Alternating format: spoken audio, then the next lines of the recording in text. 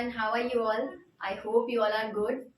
ठीक है, तो कल हमने अपना क्या कर लिया था, 2 चैप्टर वी हैव फिनिश्ड. आज हम क्या करेंगे, न्यू चैप्टर स्टार्ट करेंगे, फॉर्म्स ऑफ बिजनेस ऑर्गेनाइजेशंस. ठीक है, आज हम क्या पढ़ेंगे, फॉर्म्स के बारे में पढ़ेंगे कि हमारी ऑर्गेनाइजेशन की जो फॉर्म्स है वो कितनी है. ठीक है, अब देखिए ये मैं ऑलरेडी आपको बिजनेस पीछे पब्लिक प्राइवेट सेक्टर वाले चैप्टर में मैं पढ़ा चुकी हूँ ये.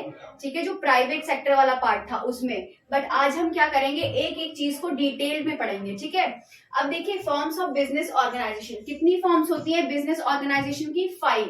First one is sole proprietorship, partnership, joint Hindu family business, joint stock company, cooperative society. इनके बारे में मैं थोड़ा थोड़ा डिटेल आपको पिछले चैप्टर में एक्सप्लेन कर चुकी हूँ. ठीक है, अब देखिए आज हम डिटेल में पढ़ेंगे बिल्कुल. फर्स्ट क्या है हमारा, सोल प्रोप्राइटरशिप. जैसा कि मैंने बताया था, सोल प्रोप्राइटरशिप क्या होता है कि जब कोई अकेला इंसान बिजनेस स्टार्ट करता है, ठीक है, अकेले ही रिस्क बेयर करना, अकेले ही प्रॉफिट गेन करना, अकेले ही सारा इन्वेस्ट करना. ठीक है, तो वो चीज क्या होती है, सोल प्रोप्राइटरशिप होती है. ठीक है, देखिए there are 3 points. A business own, managed and control by a single owner. ठीक है, वो बिजनेस जो कि क्या हो, ओन, मैनेज और कंट्रोल सिर्फ एक सिंगल ओनर के थ्रू हो. ठीक है, अब नेक्स्ट क्या है, common in areas of personalise services. Personalise service means जैसे कि मैंने कोई अपनी छोटी सी शॉप खोली. ठीक है, मैंने क्या करा, कोई शॉप खोली, तो वो क्या हुई, मेरी पर्सनल शॉप हुई, किसी का उसमें कोई लेना देना नहीं, कोई पार्टनरशिप नहीं, नथिंग. ठीक है, नेक्स्ट क्या है, एग्जाम्पल्स क्या होते हैं, जैसे कि retail shop, beauty parlour, saloons, ये सारे क्या हो गए, छोटे छोटे बिजनेस जो होते हैं वो सोल प्रोप्राइटरशिप कहलाते हैं. ठीक है, जैसे कि अब कोई बहुत बड़ा बिजनेस है, वो तो एक सोल अकेला इंसान इतना बड़ा बिजनेस नहीं खोल सकता, उसमें हमें पार्टनरशिप क्या होती है, उसकी नीड होती है पार्टनरशिप की, क्योंकि जितने ज्यादा पार्टनर्स होंगे उतना ज्यादा हमारे पास क्या होगी, कैपिटल होगी. ठीक है, तो ये हो गया हमारा सोल प्रोप्राइटरशिप का मतलब. ठीक है, अब देखिए फीचर्स क्या होते हैं सोल प्रोप्राइटरशिप के. फीचर्स, हमने सोल प्रोप्राइटरशिप के बारे में पढ़ लिया, अब हम उसके फीचर्स पढ़ेंगे. ठीक है, अब यहाँ पर मैंने फीचर्स, मेरिट्स एंड डीमेरिट्स दिए हैं. एक चीज मैं बता दूं कि जो फीचर्स है हमारे, उसी के अंदर हमारे मेरिट्स और डीमेरिट्स दोनों आ जाते हैं. ठीक है, कैसे, देखिए पहले हम फीचर्स पढ़ेंगे इसके. First one is formation and closure. ठीक है, formation and closure means easy to form. ठीक है, इजी टू फॉर्म क्या, व्हाट, बिजनेस को फॉर्म करना बहुत इजी होता है सोल प्रोप्राइटरशिप में. क्यों, क्योंकि एक अकेला इंसान ही सब कुछ देखता है. मेरा बिजनेस है, मेरा ही कंट्रोल है, मेरा ही प्रॉफिट है, मेरा ही लॉस है. ठीक है, मुझे ही सारा रिस्क बेयर करना है, किसी और से ना कुछ पूछना है हमें, ना कुछ. तो सारा का सारा क्या होता है, एक इंसान के हाथ में सारा काम होता है. तो जो उसका फॉर्मेशन होता है, बिजनेस हमें कैसे फॉर्म करना है, कुछ अमाउंट हम क्या होगा, सोल प्रोप्राइटरशिप का जो बिजनेस होता है स्मॉल स्केल पे होता है. ठीक है, तो उसके लिए जितना भी हमारे पास कैपिटल है हम उतना लगा लेंगे, इन्वेस्ट कर लेंगे और हम अपना बिजनेस स्टार्ट कर देंगे. उसमें हमें ना ही कोई एग्रीमेंट कराना पड़ता है, ना ही कोई एक्ट पास आउट करना होता है. ठीक है, तो it is very easy to form. Next one is liability. अब लायबिलिटी देखिए क्या होता है, लायबिलिटी इज अनलिमिटेड. ठीक है, अनलिमिटेड का मतलब क्या हुआ, ये this is very important point, ये सारे फॉर्म्स में आएगा. तो ये लायबिलिटी बहुत अच्छे से याद रखना है, क्योंकि किसी में लिमिटेड होगी, किसी में अनलिमिटेड होगी. अब ध्यान से समझिए, लायबिलिटी अनलिमिटेड क्यों होती है, क्योंकि मैं ही हूं सिर्फ अपने बिजनेस में. ठीक है, तो मुझे ही सारा रिस्क देखना है, जो भी लॉस होगा वो मैं ही करूंगी. अनलिमिटेड का मतलब क्या होता है, जैसे कि जो हमारी बिजनेस की असेट्स है उससे आगे जो भी, अगर जैसे कि मान लो मेरा लॉस कितना हुआ, 1 लाख. ठीक है, और मेरा बिजनेस का जो भी सारा मैंने असेट सेल कर दिया अपना लॉस चुकाने के लिए, सब कुछ मेरे सिर्फ 80,000 ही हुआ मिला के. ठीक है, अब जो 20,000 बचा हुआ लॉस है वो मैं कैसे पे करूंगी, वो अब उसके आगे क्या होगा कि जो मेरी पर्सनल असेट्स होती हैं उसके आगे मुझे अपनी पर्सनल असेट्स सेल करनी पड़ेंगी, उसको बोलते हैं अनलिमिटेड लायबिलिटी. जब हम अपनी बिजनेस की असेट्स के आगे अपनी पर्सनल असेट्स को भी सेल करना पड़ता है हमें, तो हमारी लायबिलिटी क्या होती है, अनलिमिटेड. ठीक है, ऐसे ही सोल प्रोप्राइटरशिप में क्या होता है, अकेला इंसान है तो उसको अपनी ही एसेट बेचनी पड़ेगी, किसी और की तो वो ले नहीं सकता है, क्योंकि वो ही उसी का ही बिजनेस है और वो ही सारी चीजें देख रहा है. ठीक है, तो अब समझ में आ गया लायबिलिटी सोल प्रोप्राइटरशिप की क्या होती है, unlimited. Third one is sole risk bearer and profit recipient. ठीक है, जैसा मैंने बताया कि अकेला इंसान है तो सारा रिस्क भी वो क्या करेगा, खुद ही बेयर करेगा, और सारा प्रॉफिट अगर होगा उसको तो खुद ही गेन करेगा. ठीक है, अब next one is control. Control क्या होता है, अब अकेला है तो क्या होगा, उसी के हाथ में सारा कंट्रोल है उसका. ठीक है, वही सारी चीजें देखेगा. No separate entity. अब इसमें क्या होता है, सेपरेट एंटिटी नहीं होती. सेपरेट एंटिटी का मतलब क्या था कि बिजनेस और जो ओनर है ये दोनों क्या होंगे, एक नहीं होंगे, दोनों क्या होंगे, डिफरेंट। बिजनेस अलग होगा, ओनर अलग होगा, ठीक है। अब यहाँ क्या होता है, ऐसा नहीं होता है, क्योंकि यहाँ पर जो बिजनेस का लॉस होगा वो ओनर ही पे करेगा, ठीक है। तो यहाँ पर बिजनेस, यहाँ पर क्या होता है, no separate entity. Next one is lack of business certainty. Lack of business certainty मतलब क्या होता है कि जो कंटिन्यूएशन है बिजनेस का वो उसमें बहुत मतलब कि जरूरी नहीं है कि हमारा कब तक बिजनेस चले। अब मान लो मैंने बिजनेस स्टार्ट किया था 1 लाख से, ठीक है। अब धीरे धीरे धीरे क्या हो रहा है, मुझे प्रॉफिट हो ही नहीं रहा है, लॉस होता चला जा रहा है, तो मुझे नहीं पता कि मेरा बिजनेस कहाँ तक रन करेगा, ठीक है। क्योंकि इन्वेस्ट करने के लिए अमाउंट ही नहीं होगा तो आप बिजनेस रन कैसे करेंगे। तो इसीलिए इसमें क्या होता है, बिजनेस सर्टेनिटी नहीं होती, ठीक है। कंटिन्यूटी का कोई हमें आइडिया नहीं होता कि कब तक चलेगा। अब ये सारे हमारे फीचर्स हो गए, ठीक है। I hope you all understand. Next merits, ठीक है। मैरिट्स क्या होते हैं, first one is quick decision making. मतलब कि क्या होता है, डिसीजन लेना बहुत इजी होता है, बहुत जल्दी से हमारे डिसीजंस बन जाते हैं क्योंकि हमारे हाथ में सारी चीजें हैं। Same thing I am repeating again and again जिससे कि आपको समझ में आ जाए। क्या होता है, डिसीजन लेना बहुत इजी होता है, तो सारे क्या इसमें, क्योंकि एक ही इंसान सब कुछ देखता है, ठीक है। Next one is confidentiality.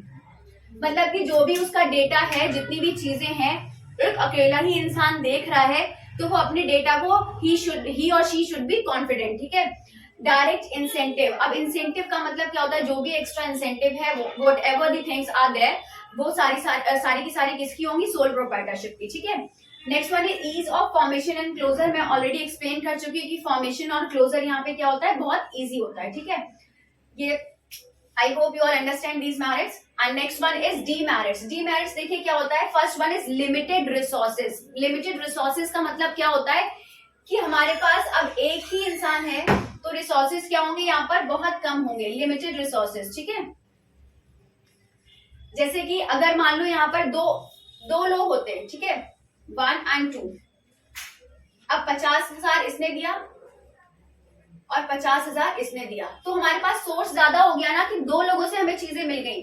50,000 मेरे पास था तो 50,000 मैंने कहीं और से ले लिया, ठीक है।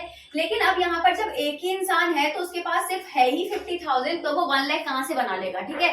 तो क्या होगा, यहाँ पर 50,000 ही होगा। इसीलिए क्या होता है, यहाँ पर रिसोर्सेज की रिसोर्सेज की क्या होती है, कमी होती है, ठीक है। लिमिटेड रिसोर्सेज एक लिमिट से होती है, ज्यादा जितना हमारे पास है हम उतना ही इन्वेस्ट कर सकेंगे, ठीक है। और ऐसे यहाँ पर नेक्स्ट है लिमिटेड लाइफ ऑफ बिजनेस। अभी जैसे मैंने यहाँ पर एक्सप्लेन किया था फीचर्स में, कहाँ गया, लैक ऑफ बिजनेस सर्टेनिटी, ठीक है। यहाँ पर मैंने एक्सप्लेन किया था, यही सेम चीज है, limited life of business. Business की लाइफ बहुत लिमिटेड होती है, जब तक हमारे पास पैसा है तब तक हम इन्वेस्ट कर सकते हैं और तब तक ही हम पे कर सकते हैं, ठीक है। Next one is unlimited liability. अब अनलिमिटेड लाइबिलिटी मैं ऑलरेडी यहाँ पर क्या कर चुकी हूँ, एक्सप्लेन कर चुकी हूँ कि लाइबिलिटी यहाँ पर क्या होती है, अनलिमिटेड, तो ये बहुत बड़ा डीमेरिट होता है।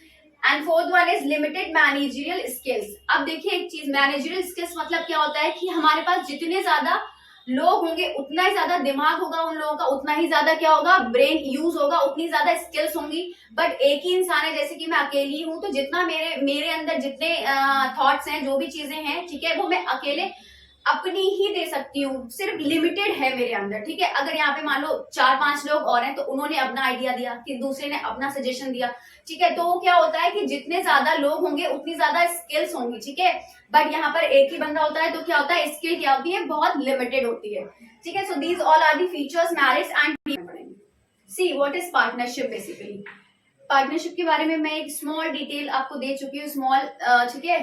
देखिए क्या होता है, इंडियन पार्टनरशिप एक्ट 1932। कौन सा पार्टनरशिप एक्ट, ध्यान रखिएगा, ये it is very important. Indian partnership act 1932, the relation between persons who have agreed to share the profits।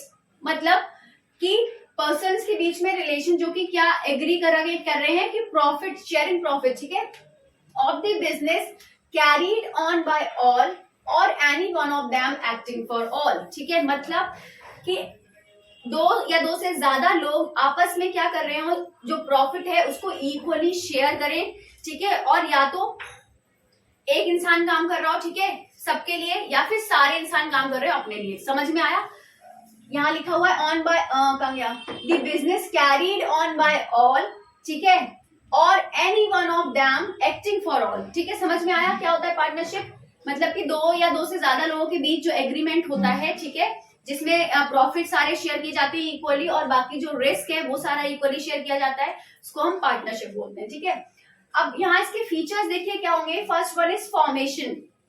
ठीक है, फॉर्मेशन क्या होगा, मतलब कि सोल प्रोप्राइटरशिप में कुछ भी नहीं था, इजीली फॉर्म हो जाता था, बट यहाँ क्या होगा, एग्रीमेंट।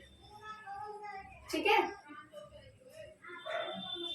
फॉर्मेशन का होता है मतलब कि यहाँ there should be an agreement between all the partners, की जहां पर एक प्रॉपर एग्रीमेंट होना चाहिए। इट शुड बी रिटन और मे बी ओरल। ठीक है, कि उसमें सारी डिटेल्स हो कि इतना प्रॉफिट शेयर करना है, इतना रिस्क बेयर करना है, सब कुछ चीजें उसमें सारी मेंशन होती है। इंटरेस्ट ऑन कैपिटल कितना देना है, इंटरेस्ट ऑन लोन अगर होगा तो क्या होगा। ठीक है, तो all things should be there, इसलिए उन्हें क्या कराना पड़ता है, पहले एग्रीमेंट कराना पड़ता है। ठीक है, अब लायबिलिटी देखिए क्या है। लायबिलिटी यहाँ पर पार्टनर्स की क्या होती है, अनलिमिटेड। जैसे कि वहां पर सोल प्रोप्राइटरशिप की लायबिलिटी अनलिमिटेड थी, वैसे यहाँ पर पार्टनर्स की, सारे पार्टनर्स की लायबिलिटी क्या होगी, अनलिमिटेड होगी। कि अगर कोई लॉस हो गया, कुछ भी हो गया, तो उनको जो लॉस है वो कहाँ से बेयर करना पड़ेगा, अपनी पर्सनल एसेट से। ठीक है, रिस्क बेयरिंग। रिस्क बेयरिंग मतलब कि शेयर होगा किसके बीच में, बिटवीन ऑल पार्टनर्स। ठीक है, रिस्क क्या होगा, शेयर होगा बिटवीन ऑल पार्टनर्स। जितना भी रिस्क होगा वो शेयर किया जाएगा सारे पार्टनर्स के बीच में, ये नहीं कि एक ही इंसान रिस्क बेयर करेगा। ठीक है, क्योंकि यहाँ पर एग्रीमेंट बना हुआ है। Fourth one is decision making. Decision making में क्या होगा, शेयर होगा, क्योंकि सबका डिसीजन इंपॉर्टेंट है। ठीक है, ये नहीं कि एक पार्टनर ने डिसीजन बना लिया और वो फॉलो हो रहा है। ठीक है, सबकी म्यूचुअल एजेंसी होनी चाहिए। ठीक है, म्यूचुअल अंडरस्टैंडिंग होनी चाहिए आपस में। जब सब सारे पार्टनर्स एग्री होंगे तभी वो जो भी मतलब बनाया गया है रूल या रेगुलेशन व्हाटएवर आगे कंटिन्यू होगा। ठीक है, नंबर ऑफ पार्टनर्स देखिए अब देखिए यहाँ पर क्या होता है, मैरिट्स। मैरिट्स क्या होते हैं, first one is more funds. More funds मतलब कि जितने ज्यादा पार्टनर्स होंगे उतने ज्यादा फंड होगा।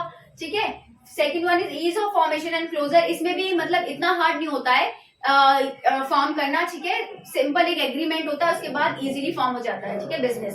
Third one is balance decision making, जो मैं अभी बता चुकी हूँ कि डिसीजन जो भी होता है वो बैलेंस होता है, क्योंकि सारे पार्टनर्स क्या होते हैं, जब एग्री होते हैं उसके बाद ही वो फॉरवर्ड किया जाता है। ठीक है, शेयरिंग ऑफ रिस्क मैं ऑलरेडी बता चुकी हूँ कि जो रिस्क होगा आपस में शेयर होगा। ठीक है, डीमेरिट्स देखिए, इसमें डीमेरिट्स क्या है, possibility of conflicts. Possibility of conflicts मतलब कि जहां एक से ज्यादा लोग होंगे, ठीक है, वहां लड़ाई झगड़े होना आम बात है। अब मान लो एक पार्टनर ने डिसीजन लिया, ठीक है, तो दूसरे को समझ ही नहीं आया कि हाँ, उसको लगा कि नहीं ये नहीं होना चाहिए, तो क्या होगा, आपस में लड़ाई झगड़े हो सकते हैं। ठीक है, तो इसीलिए यहाँ पर लिखा हुआ है पॉसिबिलिटी ऑफ कॉन्फ्लिक्ट्स। अब सोल प्रोप्राइटरशिप में क्या था कि वहाँ अकेला इंसान है, उसके हाथ में सारी चीजें, वो अपनी तरह से जैसे चाहे वैसे कर सकता है। बट पार्टनरशिप में क्या होगा, यहाँ लड़ाई झगड़े, क्योंकि एक से ज्यादा लोग हैं, ऑब्वियसली कॉन्फ्लिक्ट होने के चांस होते हैं। ठीक है, second one is unlimited liability. जैसा मैंने अभी बताया, यहाँ पे भी लायबिलिटी क्या होती है, अनलिमिटेड होती है, तो ये क्या हो गया, डीमेरिट हो गया। Third one is limited resources. यहाँ पे भी इतने ज्यादा पार्टनर्स नहीं होते हैं, तो रिसोर्सेज इतने ज्यादा नहीं होते हैं, लिमिटेड ही होते हैं। ठीक है, fourth one is lack of continuity. अब लैक ऑफ कंटिन्यूटी का मतलब यहाँ क्या हुआ, जैसे कि मान लो यहाँ तीन चार पार्टनर मान लो, ठीक है, यहाँ पर चार पार्टनर्स है, 4 पार्टनर्स वी हैव। ठीक है, अब यहाँ सेकंड वाले ने क्या कहा कि मुझे पार्टनरशिप क्या करनी है, एंड करनी है। ठीक है, उसको नहीं समझ में आ रहा है, उसको लग रहा है कि मुझे प्रॉफिट कम मिल रहा है या कोई और प्रॉब्लम है, आपस में नहीं बन रही है, तो उसने कहा कि मुझे पार्टनरशिप एंड करनी है। ठीक है, तो वो क्या कर सकता है, अपनी वॉलंटरी ही कैन एंड। ठीक है, तो यहाँ पर क्या होगा, पार्टनरशिप, अब जब एक इंसान गया है तो पूरी पार्टनरशिप का ही तो एंड हो जाएगा, क्योंकि ये चला गया, एग्रीमेंट फिर से बनेगा अब इन 3 के बीच, क्योंकि यहाँ जो एग्रीमेंट 4 के साथ बना था, अब वो 3 के साथ अलग से बनेगा ना, वही वाला एग्रीमेंट तो नहीं चलेगा, क्योंकि जो प्रॉफिट हो रहा था वो 4 में पहले डिस्ट्रीब्यूट हो रहा था, अब किसमें होगा, अब 3 में डिस्ट्रीब्यूट होगा, तो वो ज्यादा प्रॉफिट होगा। इसीलिए क्या होगा, यहाँ पर जो 4 की पार्टनरशिप थी वो क्या होगा, यहाँ पर एंड हो जाएगी। तो इसीलिए यहाँ पर बोला लैक ऑफ कंटिन्यूटी, क्योंकि पार्टनरशिप क्या कुछ पता नहीं होता है, कभी भी वो एंड हो सकती है। ठीक है, so this is all about partnership. हमने क्या पढ़ा, पार्टनरशिप का मतलब पढ़ा, फीचर्स पढ़े, मेरिट्स और डिमेरिट्स। फीचर्स आप अच्छे से समझ लेंगे, मेरिट्स और डिमेरिट्स खुद ही उसमें से बना के लिख सकते हैं। ठीक है, क्योंकि इसी के अंदर ही होते हैं। So this is all about our second form of business organization. We will continue next form in our next video. ठीक है, so till then, bye bye, take care, thank you.